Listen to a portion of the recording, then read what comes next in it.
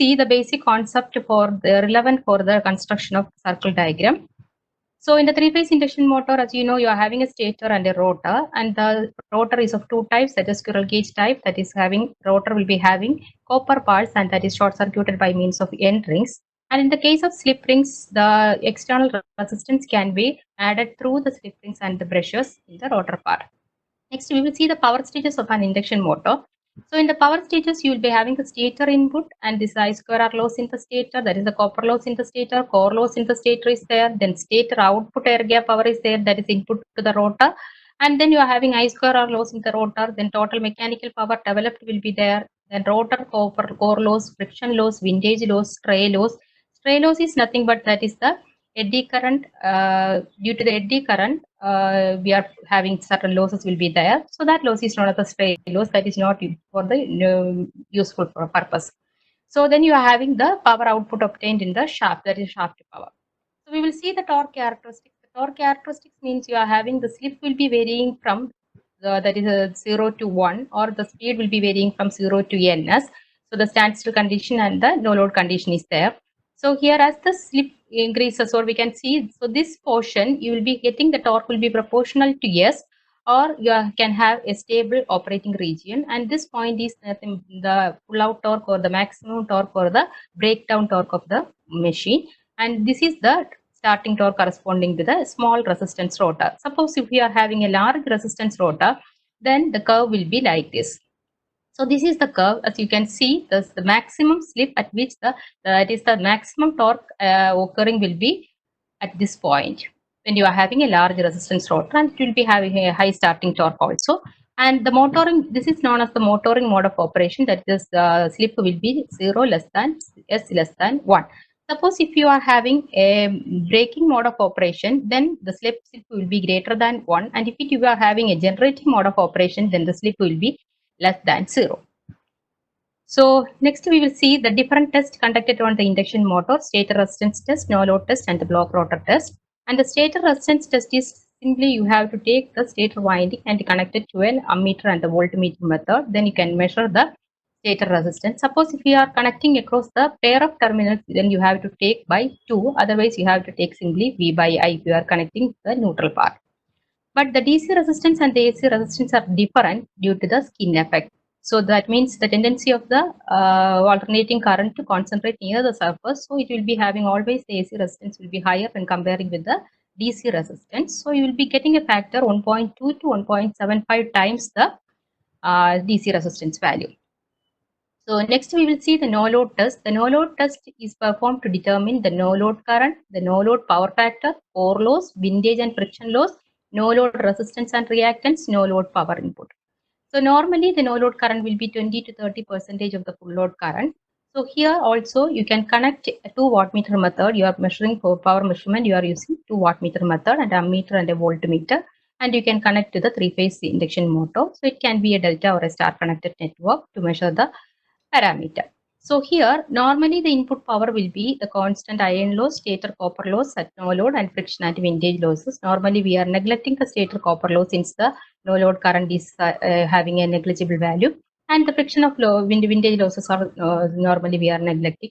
But we can find out the friction and windage losses by this method. So if you are plotting the power and the voltage, you will get a curve. So this curve will be always a parabolic in shape, and this curve can be extended and it will be intersecting at the y-axis, or the intercept. It will be having certain intercept value. So the intercept value will give the friction and the windage loss, and that is a small value. So normally we are neglecting that part. And here, since in the no load condition, the power factor will be less than 0.5, and that means the large magnetizing current is required or highly inductive in nature. So we are getting the current that is lagging the voltage by a larger angle. So as you can see, and then this is the no load equivalent circuit diagram. You are having the stator resistance, stator leakage reactance, then the current will be there, the exciting part circuit will be there, R0 and XM magnetizing component will be there. Then you will get the different parameters from the no load test. If the stator is star connected, you will get the cos phi 0 from the power input. So the power input is the wattmeter reading will be W1 plus W2. Two wattmeters you are connecting W1 plus W2. Suppose if you are considering the stator copper loss and the friction and windage loss, then you have to subtract it. Then you will be getting the total input power. Otherwise, if you are neglecting this one, you will can directly take the wattmeter readings itself. So you will get cos phi 0 will be equal to W0 by root 3 into V0 I0. From that, you will get the no load power factor angle. So this angle is important in constructing while constructing the circle diagram. So here you will be getting two components. The no load current is I0, so that will be having two components. One is the magnetizing component, one is the active or the working component.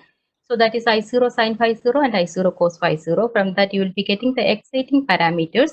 That is the resistance value, that is V0 by simply IW. If it is a star connected or delta connected, it will be changed. X0 will be V0 by root 3 Imax.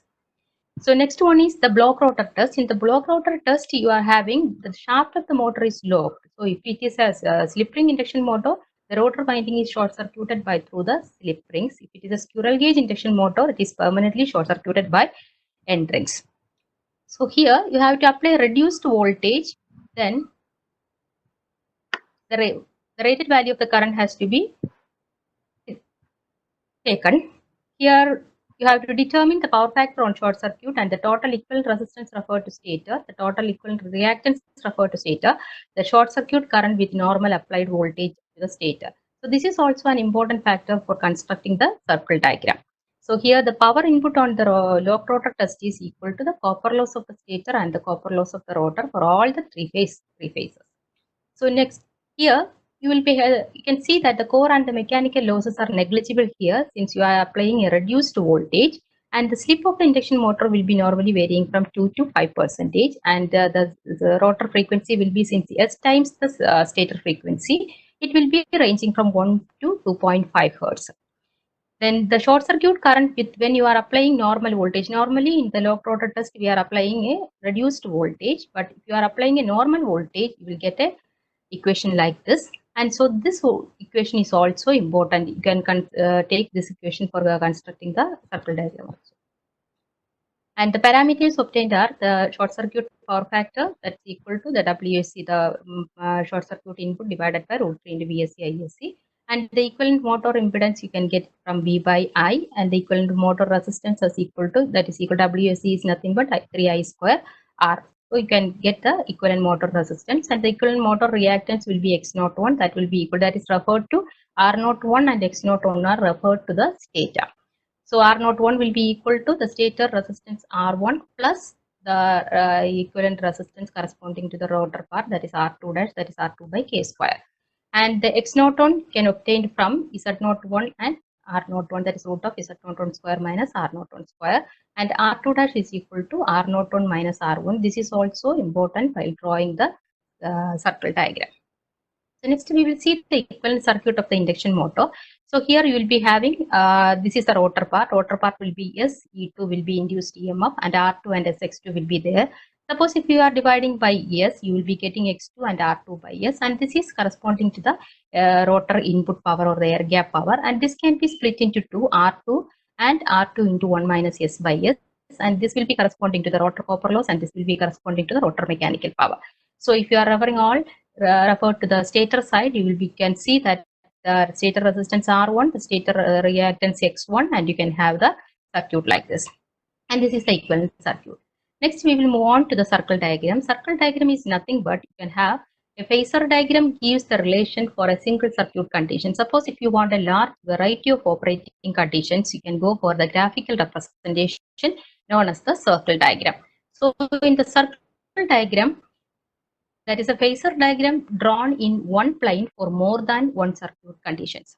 So this diagrammatic representation is easy to understand than the theoretical and the mathematical descriptions. So from no load test, you are getting the no load current and the no load angle, and from the short circuit test, you are getting the short circuit current and the angle between these two. And in the circle diagram, as you can see, the series, if you are considering a series RL circuit, the locus of the current is a circle. So suppose if you are having a constant voltage source, as you can see, and here you are having a reactance and a variable resistance will be there, and the current passing through this will be V divided by Z. Z is root of R square plus XL square. So this, if you are drawing, that is IL will be equal to V by Z. So if you are drawing an impedance triangle, the resistance will be this resistance R, this is XL, and the impedance will be equal to root of R square plus XL square. And if you are taking sine theta component, sine theta will be equal to the reactance X divided by Z. If you are combining the current equation and the sine theta, you will get one expression, that is V by Z is I. So V by X into sine theta you will be getting if you are combining the sine theta expression. So we can see that that is the R is equal to, that is in polar form, R is equal to A sine theta form, or A is the, that will be having a locus of circle, and this A is the diameter of the circle. So the diameter here is V by XL. So it will be having different operating points can be taken from this one. The similar way, if you are considering the rotor of the induction machine, the I2 dash we can represent from the equivalent circuit as V1 divided by root of R1 plus R2 dash by S the whole square plus X1 plus X2 dash the whole by the whole square. Then you can have from the impedance triangle, you are getting it as R1 plus R2 dash by S, and here the impedance is X1 plus X2 dash. So if you are having the impedance, this impedance will be equal to root of R1 plus R2 dash by S the whole square plus X1 plus X2 dash the whole square. So if you are taking sine theta corresponding to this one, sine theta component will be equal to X1 plus X2 dash, the opposite side divided by the hypotenuse. So you will get this one. So I2 dash will be equal to V1 by Z, and here you are having X1 plus X2 dash by Z. So we can rearrange this one. You can multiply and divide by X1 plus X2 dash. You will get expression as I2 dash will be equal to V1 by X1 plus X2 dash into sine theta. So which represents a circle in polar form, that is R is equal to A sine theta manner with the diameter A. Here this the locus of then I2 dash will be a circle of diameter this one V1 divided by X1 plus X2 dash.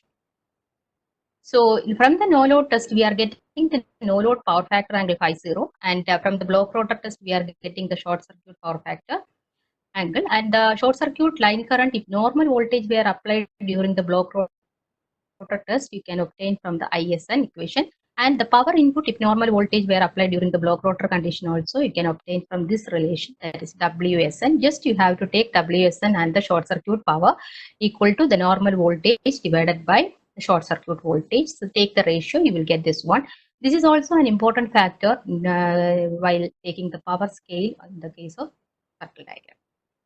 And the equivalent reactance referred to the stator normally X01 that is equal to X1 plus X2 by K square, and the X that is equal to X1 plus X2 dash, and the equivalent resistance will be R01 that is equal to R1 plus R2 by K square or R1 plus R2 dash, and the load resistance is R2 dash into 1 minus S by S. The total current will be I1 is equal to I0 plus I2 dash, so that will be always a locus will be a circle. So the operating characteristics of induction motor can be computed.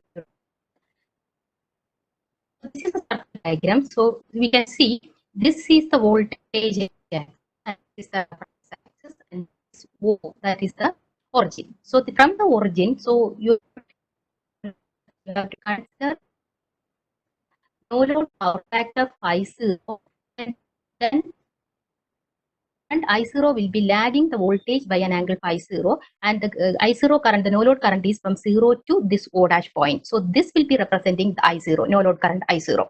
And similarly, you can draw one curve, that is from the short circuit test you are getting the power factor as phi SC. So that short circuit power factor you can draw the ISN current.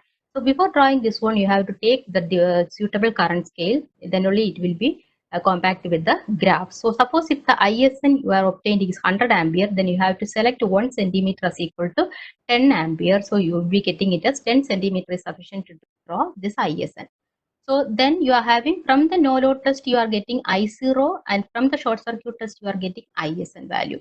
So if you are joining this tip of the I0 and the tip of the ISN, you will get a line joining O dash and A. This O dash and A represents the output line. So this output line, if you are taking the perpendicular bisector of this O dash A or the output line, then it will meet a point in the reference horizontal line that will be starting from the tip of the I0. You can see here you are having the reference, you can have the reference axis, and the tip of the I0 also you have to draw a line horizontal to the reference axis. This is the line. And here, suppose if you are drawing a perpendicular bisector of the output line, and then it will, if you are extending it to meet in the horizontal line drawn from the point I0, you can see a point will be obtained, that is C. That point is the center. You can choose that as the center and then take this O dash C as the radius. You can draw a semicircle which will be passing through the point A, the tip of the ISN point A. So you will get a semicircle. So this semicircle, at this point A, you can draw a vertical line. So this vertical line will meet at 2 points. One at E, that is the horizontal line drawn from O dash, and another will be meeting at F, that will be the reference, meeting at the reference axis. Okay, so you are having A and E and F will be there, but this A and E represents the total copper losses of the machine. So this total copper loss has to be divided into two, that is the total copper loss and stator copper loss will be there.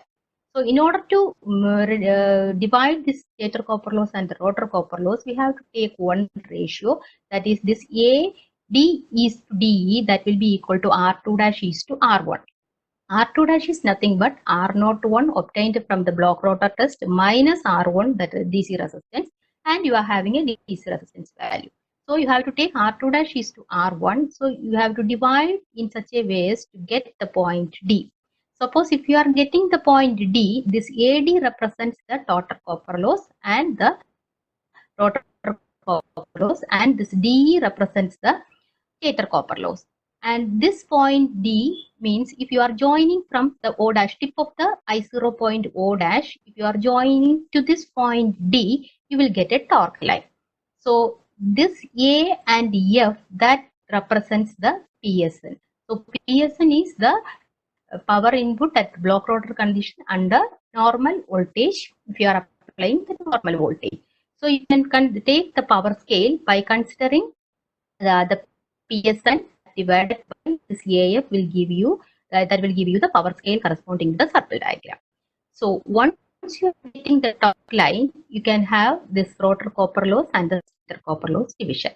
So if you are having a full load current of 10 ampere, then what you have to do is you have to take this as the center origin, and then you have to draw an R that will be intersecting at the point in the circle, and this point you can take, or you can choose any arbitrary point in the semicircle, then draw a vertical line. So this vertical line will be meeting at output line, that is known as the K. Then the next point is L, that is meeting at the torque line, and the next point will be meeting at the horizontal line drawn from the tip of the I0. The another will be meeting at the point N, that is in the reference axis. So from this you will be getting the different parameters of the induction motor. So if you are having H, if you are taking H and the point at which this is meeting at the intersecting at the output line, this point K, if you are taking, that is the output power of the machine. If you are taking this K and L means, if you are extending this, you can see that is the rotor copper loss. K, if you are extending, you will be getting this point, and L, if you are extending, you will be getting this point. So this KL is nothing but the rotor copper loss. And similarly, L is the point at the torque line. So this L and M, if you are taking, you have to extend, you can see that this is a stator copper loss. And you are having M and N will be there. This M and N will represent the constant loss, or the core loss plus the friction and the windage losses. Again, you are having the HL is there. So this H and L, if you are taking, that is HK plus KL, that is the motor output power plus the rotor copper loss. If you are taking, this H and L will be taken, and this H and L will be representing the rotor input power. So if you are considering O and H, if you are measuring this one, you will get the line current, and the angle at which it is making with the voltage, you will be getting the power factor angle, or from that you can obtain the power factor also. So the efficiency is, you can obtain this the output power divided by the input power. So the output power is Hk and the input power is Hn. So you can have the efficiency value. And the slip also is the rotor copper loss divided by the rotor input. So the rotor copper loss is Kl and the rotor input power is Hl. So you can find out the slip also. So this is the construction of the all the steps I have written here.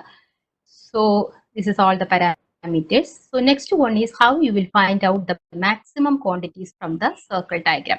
So for finding out the maximum quantities, you are having the output line is O and A, and you are having the torque line as O and E. Suppose if it is O and E, then draw a line, draw a line parallel to the torque line, and it will be tangential to the circle.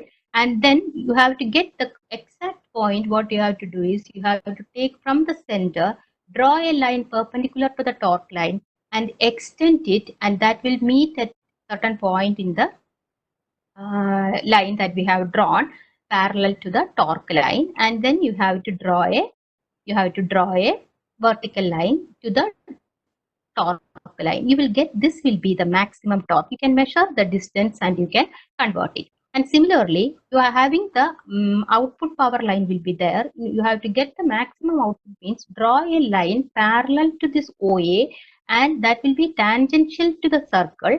And similar way, from the center C, draw a line perpendicular to the output line and extend to meet at this point.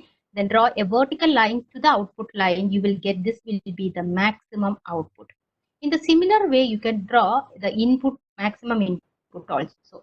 So from the reference axis, draw a line parallel to the circle. That will be the maximum point. And then you can draw a vertical line. So that will be the maximum input. Thus, we can see the maximum input and maximum output and the maximum power. Then you have to draw the slip line and the efficiency line. So how will you draw the slip line and the efficiency line means you have to extend the output line to meet the reference axis at O dash, and similarly in the backward direction. Similarly in the forward direction, you have to choose one point Q, and this draw a line that is parallel to the torque line. Draw a line parallel to the torque line from this point. So this will be the line. This is the line. And this will be having one end point. So from that end point, where will you get that end point means draw a vertical line from this tip of the I0A, then you will be getting the end point. So this is the slip line. So you can divide this into 100 equal divisions. You will be getting the different slip for the different operating conditions. And in order to get an efficiency line, draw a line that is parallel to the reference line from the point Q, and a vertical has to be drawn from the line, that is the point we are extending to the backward direction to meet at the reference axis O dash point. Then draw a vertical point. You will be getting it will be meeting at the line that is drawn from the Q, and you can divide this into 100 equal points. You will be getting the efficiency line. So next we will move on to the cogging and the teeth locking or the magnetic locking. So the cogging and the teeth locking is mainly with the squirrel cage machine. So the stator and the rotor teeth will be locked together. So that is known as the cogging or the teeth locking. So this will happen, that is when the number of the rotor teeth is equal to the number of the stator teeth, this will be normally happening. So here the reluctance of the magnetic path will be minimum, or we can say the magnetic pull will be maximum, and at this condition the motor refuses to start. So here in the case of if you are applying full voltage or the fraction of the voltage, this will not work. Right. Or you can say the heavy magnetic pull will be there, and the starting torque developed by the machine is insufficient to overcome the radial magnetic pull. So we can reduce the cogging either by choosing the number of stator slot greater than the number of rotor slots, and should varies. That means never made equal to the same. Or you can have a skewed rotor that is slightly twisting the rotor teeth. That is also possible to reduce the cogging effect. In the cogging and crawling are less eminent in the case of a wound rotor because of high starting torque. Next, we are moving on to the crawling. The crawling is the squirrel cage induction motor. It is tendency of the machine to run at very low speed, as low as 1/7 of the synchronous speed, or we can say it is the motor will run stably at subnormal speed. So this is due to the fact that the flex wave produced by the stator winding is not purely sine wave. It consists of the fundamental component is a complex wave. So it consists of the fundamental wave and odd harmonics. Normally the even harmonics are absent because of the half wave symmetry. And the odd harmonics like third, fifth and seventh will be there. And this third will be normally absent because it is a balanced circuit. So it will be displaced by 120 degrees. So it will neutralize each other. So the third will be absent. Normally fifth and seventh will be there. And this third, fifth and seventh means this will be rotating with the fundamental will be rotating with the synchronous speed ns, and the fifth will be rotating with ns by 5, and the seventh will be rotating with ns by 7, and the third will be rotating with ns by 8. So the tendency of the rotor to run stably at a subsynchronous speed is known as the crawling. So here the harmonic torques will be developed, and the total motor torque consists of three components. One is the fundamental torque with synchronous speed ns, the fifth harmonic torque with synchronous speed ns by 5, and the seventh harmonic torque with the synchronous speed ns by 7. And if you are neglecting the higher order harmonics, as you can see, this is the conventional diagram, and here you are having the seventh harmonic and you are having the fifth harmonic. So if you are considering the fifth harmonic means it will be having a phase difference.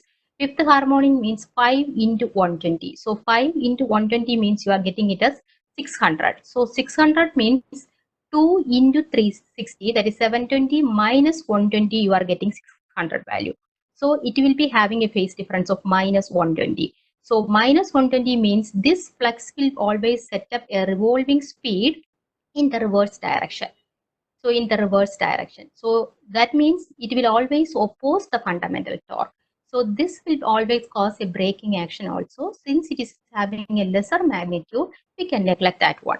So it will be having two dip will be there. One dip is corresponding to the fifth harmonic and another dip is corresponding to the seventh harmonic.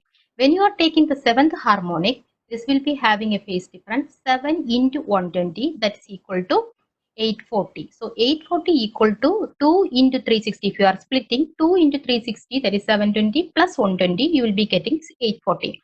So that is, it will be having a phase difference of plus 120. So once it is having a plus 120 means this will be set up a speed that is in the forward direction, or it will aid the fundamental component. So you are having the fundamental torque and you are having the seventh harmonic torque will be there. So in the fifth harmonic, as you can see, minus 120 in the reverse direction and rotates opposite, and fifth harmonic torque will be there. It is small and can be neglected. But in the seventh harmonic, it is 840 plus 120 forward direction, same direction as that of the fundamental torque. Two dips will be there, one at 1 by 5th and 1 by 7th. So if you are neglecting this fifth harmonic, you will be getting only two components, that is the fundamental torque and the seventh harmonic torque. As you can see, if you are neglecting the fifth harmonic, since it is small, you will be getting this fundamental component and you are getting the seventh harmonic component. So the seventh harmonic component, as you can see, if you are having a constant load, the mechanical load, the shaft is constant load, then this at this point you can see the torque developed by the motor falls below this constant torque level. So that means here you are occurring the crawling speed. Even though it is below the torque produced by the motor falls below the constant load torque, it will be stably operating at ns by 7. So that means at subnormal speed, subsynchronous speed, it is having certain stable operation. So this is known as the crawling effect. So we can see the below that is the, if the mechanical load on the shaft involves constant load torque, the torque developed by the motor may fall below the torque, and then it will be run at nearly 1 by 7th of the normal speed corresponding to the subnormal speed. This is called crawling. So the crawling can be avoided by using the proper choice of coil span and the distribution coils. And then we will move on to the vibration and noise. The space harmonic fluxes are normally produced by the windings, slottings, magnetic saturation, and inequalities in the air gap. These harmonic fluxes induce voltages and circulate harmonic currents. Again, the interaction between the harmonic current and the harmonic fluxes will result in the harmonic torques and vibrations. And the mainly this is due to the non-sinusoidal nature. And in Fourier series, as you know, it is having a non-sinusoidal, since due to the half-wave symmetry, the even harmonics can be eliminated. The same thing as we have discussed. So next we will move on to the starters. Starters of an induction motor means at starting, the starting current will be very high. So then normally it will take 5 to 7 times the full load current. So that will affect the operation of the other devices, and the starting torque will be always proportional to the square of the applied voltage. That is, starting torque will be equal to K into E2 square S into R2 divided by R2 square plus SX2 the whole square. From the equivalent circuit, we can derive this, that is torque proportional to phi 2 I2 cos phi 2. So from that we can derive the expression. So you have to reduce this starting current and to increase the starting torque. This may cause the continuous maintenance and the greater chance of unscheduled shutdowns and short component life will be there. Anyhow, we have to reduce the starting current. So the functions are the start and stop of the motor, limit the inrush current, and automatic control is possible. The over voltage and under voltage is possible. For the slip ring induction motor, you are having rotor rheostat starter, and for squirrel cage rotor, you are having DOL starter, primary resistance starter, auto transformer starter, and star delta starter. So in the case of slip ring, you can connect, you can add external resistance in the rotor phases, and this external resistance through the slip rings. If full voltage is applied across the stators are fully included in the circuit at starting, and so that the starting current can be reduced. If you are having the full resistance, that means you can reduce the starting current. And the external resistance connected in each phase of the rotor circuit not only reduce the starting current but increases the starting torque also, since we are having an improvement in power factor. So this adding the external resistance in the rotor circuit reduces the starting current, increases the starting torque, and improves the power factor. Then in slip ring induction motor, as you can see, this three-phase supply is there. This is the stator and this is the rotor part, and the rotor part, the variable resistance are connected through the slip rings and the brushes. During the starting condition, it will be having the maximum resistance, so the starting current can be limited. And when the machine runs, then the resistance can be cut out. And when it is reaching at the full load speed, then the resistance are totally cut out and it will be short circuited. So you can see the figure also. You can have this connection through the stator. You are having the three-phase supply, and this is the rotor part, and that is connected to the adjustable rotor resistance through the slip rings. So the full starting resistance is connected during the starting period, and when the rotor begins to rotate, gradually cut out. When it is attaining a full load speed, starting resistance are cut out completely and short circuited. And moving on to the direct online starting. In the direct online starting, you are directly connected to the machine, so is the supply. So as you can see here, you are having a coil will be there. This is an electromagnetic contactor. Then you are having a start and stop switch will be there. And this this coil is controlled by the start and stop switch. This is start switch will be held open by the spring, and this is held closed by the spring. And once this A is the auxiliary contact and this M represents the main contact.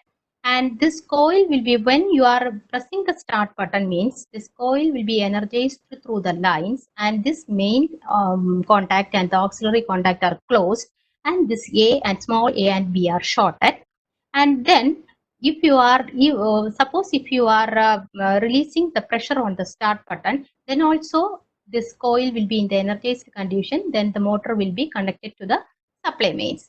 But if you the stop button is pressing, if you are pressing the stop button, what happens is the coil will be disconnected, or the coil will be de-energized, and the motor will be disconnected. Okay. So it will be having an under voltage protection and over voltage protection. Under voltage protection is when the supply is not sufficient or there is a failure of supply, then the coil C will be de-energized. Over voltage protection means if any overload occurs, the thermal overload relay will be in operation. Here it will, the temperature rise will be there, and excessive voltage drop will be developed, only used for machines less than 1.5 kW.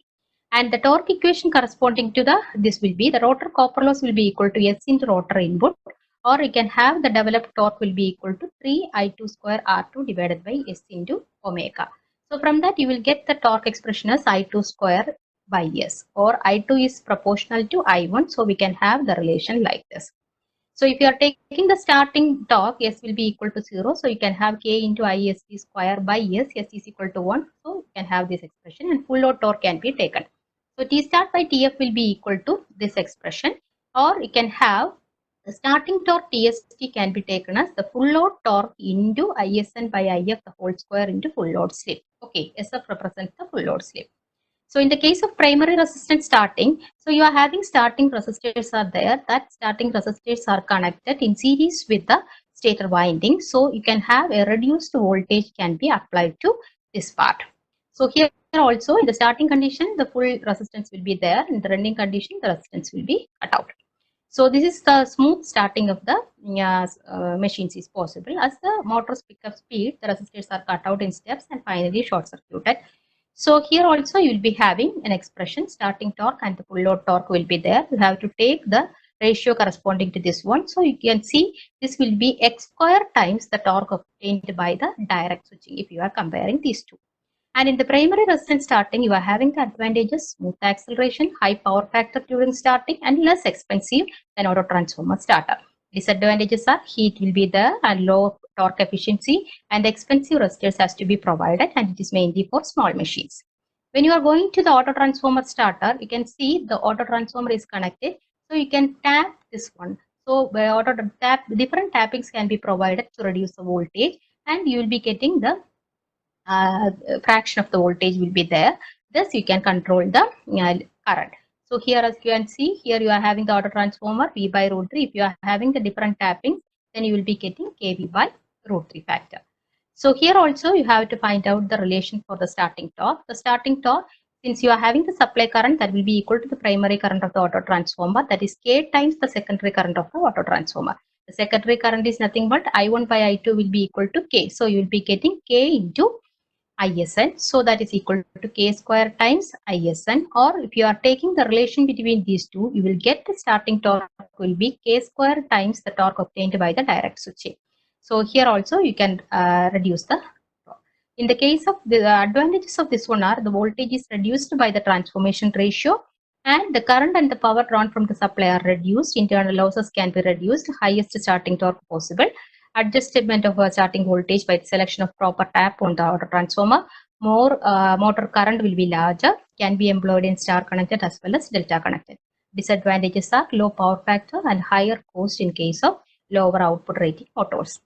When you are moving to the star delta starter, this is the most commonly used type. As you can see, during the start condition, this will be in the delta operating mode, and during the running condition, it will be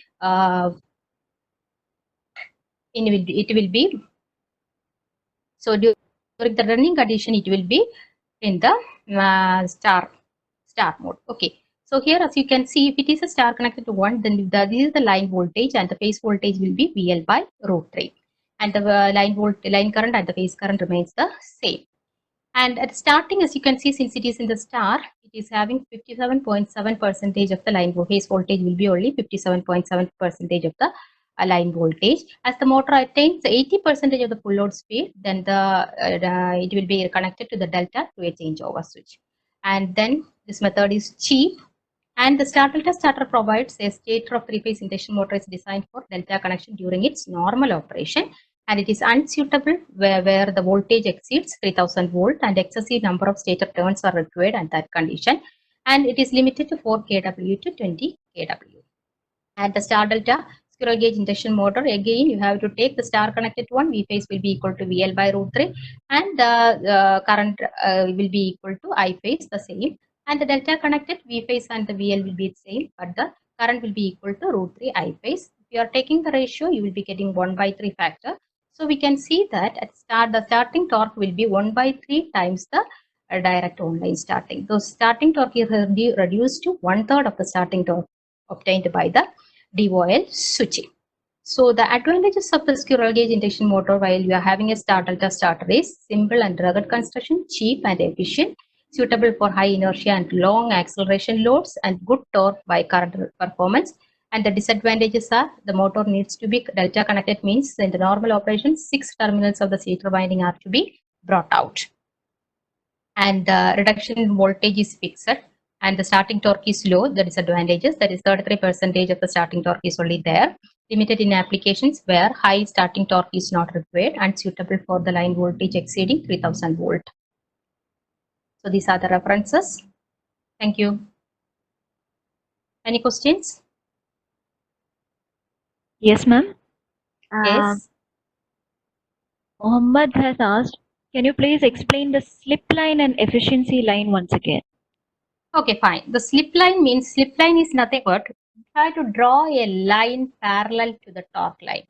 So if you are drawing a line parallel to the torque line, and remember you have to take the output line has to be extended back and it should meet at the reference point. And if it is, I will take that slide also. So it should meet at the reference point, and if you are drawing a line parallel to the torque line, then that torque line you have to extend it from the Q point.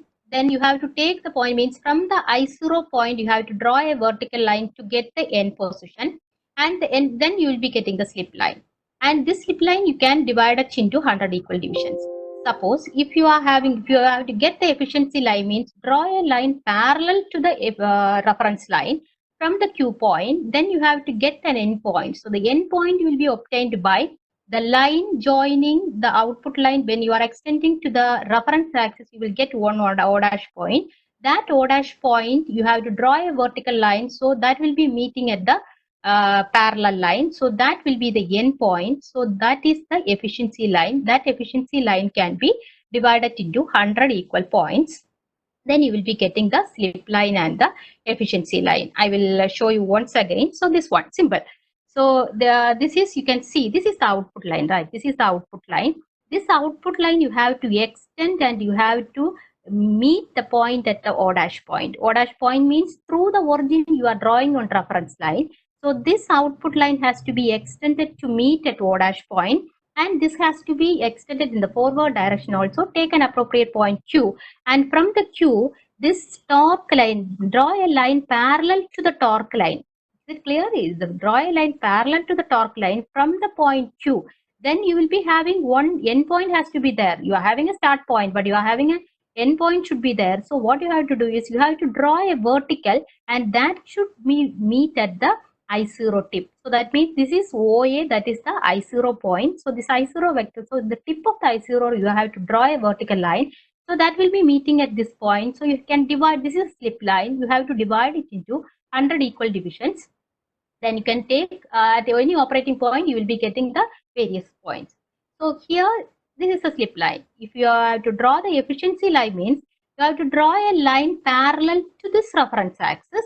Then from this point Q, then this will be having a start point, but it is not having an end point. So how will you get the end point? The end point has to be obtained from drawing a line, vertical line from this O dash point. O dash point is the line when you are extending backwards, that will be meeting at the reference point. So from the line you have to draw a vertical line that will be meeting at this point. You have to divide this into 100 equal divisions, you will get the efficiency line.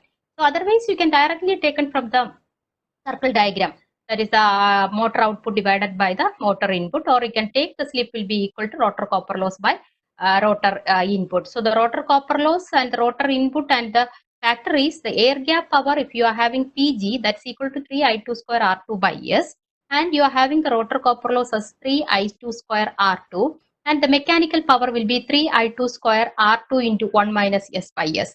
And if you are taking the ratio, that is the air gap power is the copper loss is to the mechanical power, you will be getting the factor 1 is to S is to 1 minus S.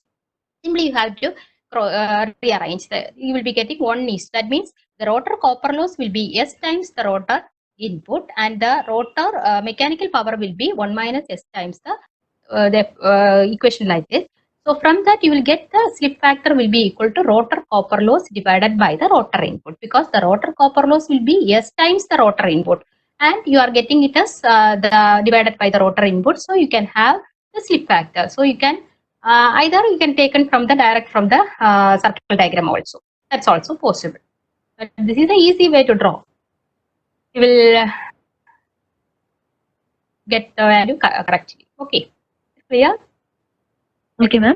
I have answered his answer. Yeah. Okay. Okay. Okay. Next is what do you mean by skin effect, and how is it going to affect the efficiency? Okay, it's okay. The skin effect means the tendency of the alternating current to concentrate near the surface of the conductor. So the area of cross section will reduce. That means R is equal to rho L by A. If the area of cross section reduces, the resistance increases. So the resistance increases means when you are having a DC resistance, simply you are having V by I ratio.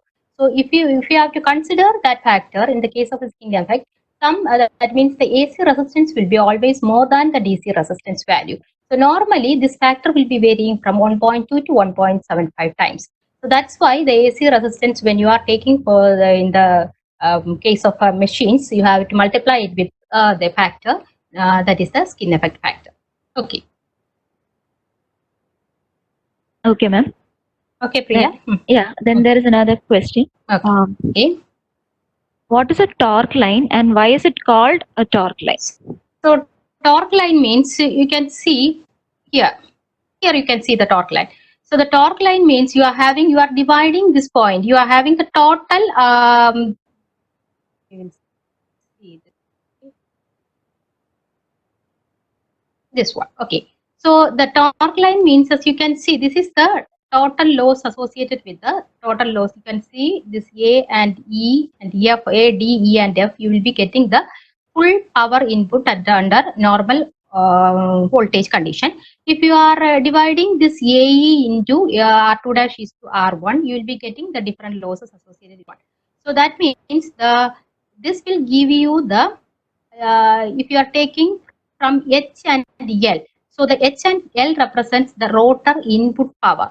So the rotor input power means the torque, and the rotor input power means the power will be equal to T into omega. So you can say this will be the torque corresponding to the torque line corresponding to the machine.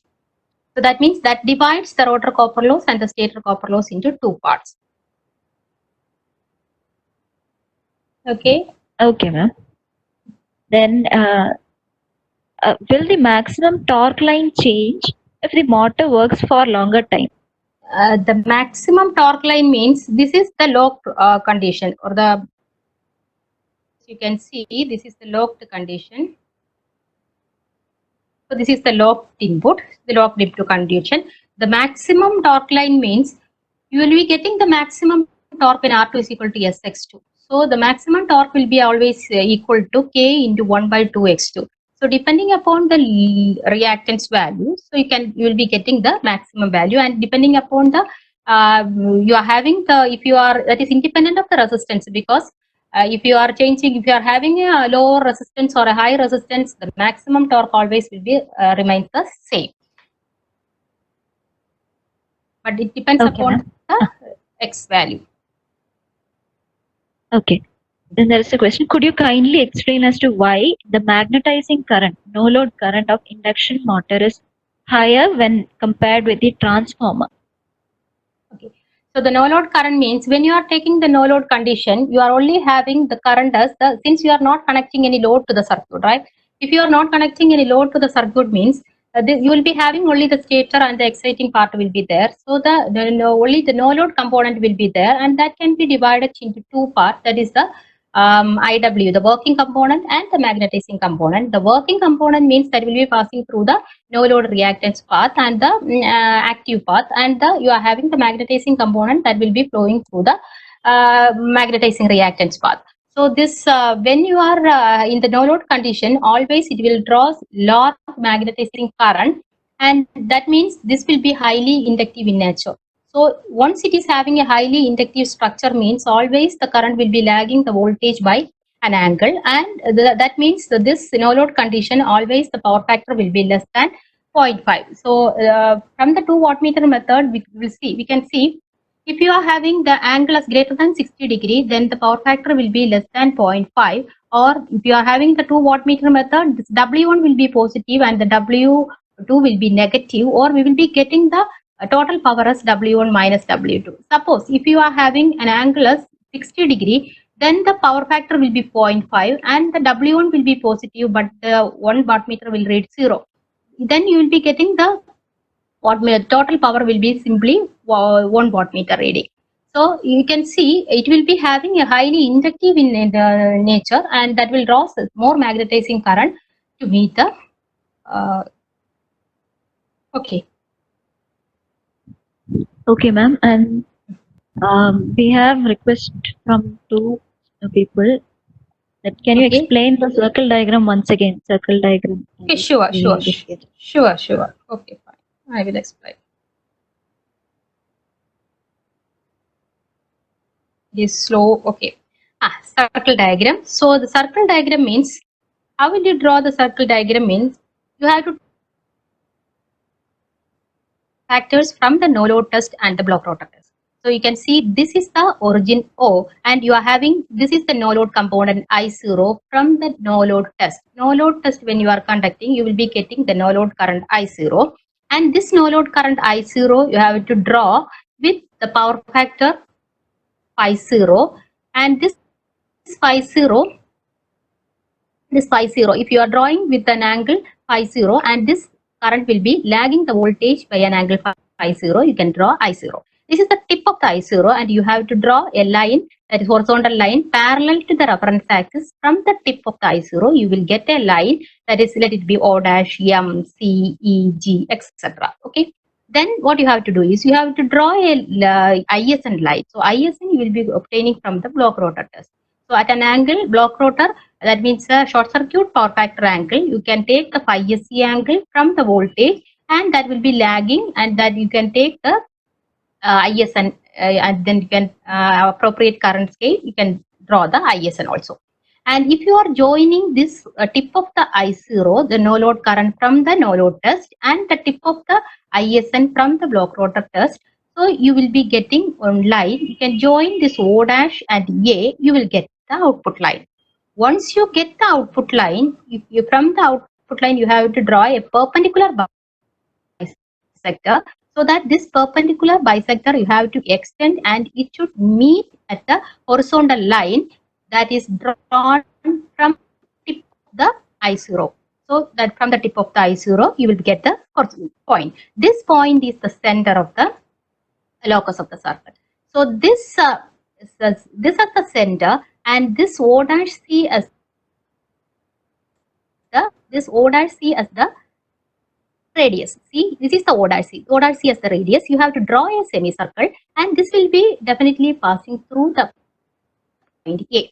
So from the point A, you have to draw a vertical line. So this vertical line will meet at A, this E, that is the horizontal line drawn from the tip of the I0, E, then it will be meeting at the reference axis when it is drawn from the origin O, F. Okay, but we have to find out the D point. So how will you find the D point means, you have to take the ratio AD is to ED, that will be equal to R2 dash is to R1. So you can take this factor, then you will be getting a D point. From the D point, if you are joining to the O dash point, you will get a torque line. So this torque line, and this is the output line. So once you are getting the torque line means, this AD and this D. So this A to E represents the total copper losses, and AD represents only the rotor copper loss, and D represents the stator copper loss. Why? Because we are taking this one as, this is R2 dash, this is the rotor representation, this is the stator representation. So you will be getting the total copper loss, that is equal to rotor copper loss R2 dash factor, stator copper loss R1 factor. Then you have to take the power scale also. For taking the power scale, this AF, AD, if you are having A, D, E and F, this will be representing PSN.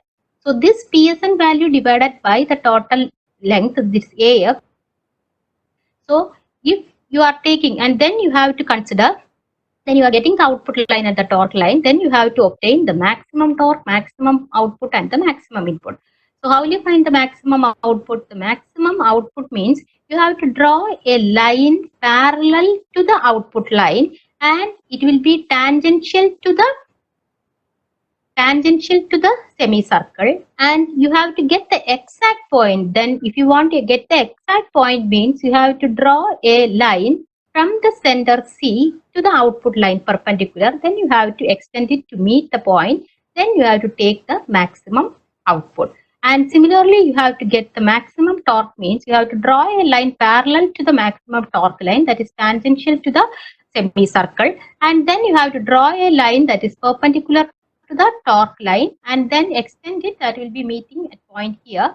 Then you have to take a vertical line to join to meet at the torque line point. You will get this point to this point will be your maximum torque, and you will get the maximum power input. That is the maximum power input will be, you have to draw the reference axis. So from this reference axis from the origin, remember reference axis from the origin, you have to draw a line that is parallel to the semicircle. Then you will be getting from this point, the point to the, you draw a vertical to this reference axis drawn from the origin, you will be getting the maximum input. So this way you can get the maximum input, the maximum output, and the maximum torque. Hope I have answered his question. Priya? Okay, ma'am. And Okay. yes, ma'am. Yes. There's a question. What is the design percentage slip for an induction motor? So the percentage slip means normally varying from 2 to 5%. That depends whether you are having a small motor or a large motor. It will be varying from 2 to 3%, and that for the small large motors it will be varying from 3 to 5%. Okay, that depends. Normally it will be varying from 2 to 5%. Okay. Okay, ma'am. That's it. That's it from the questions from students. Okay. Yeah, ma'am. So shall we wind up, ma'am? Okay. Where is the video? Video. Okay. Okay. Okay. Hope I have answered all the questions. Yes, ma'am. Thank It you was for your indeed, participation. this was indeed a very, very interesting class for the student. Explaining the circle diagram once again. You've taken efforts to explain the circle diagram once again. Thank you very, very much, ma'am, on behalf of SAP and all the students out there. I thank you for the session today, ma'am. Thank you. Thank you, ma'am. Thank you very much. Okay. Okay. Thank you.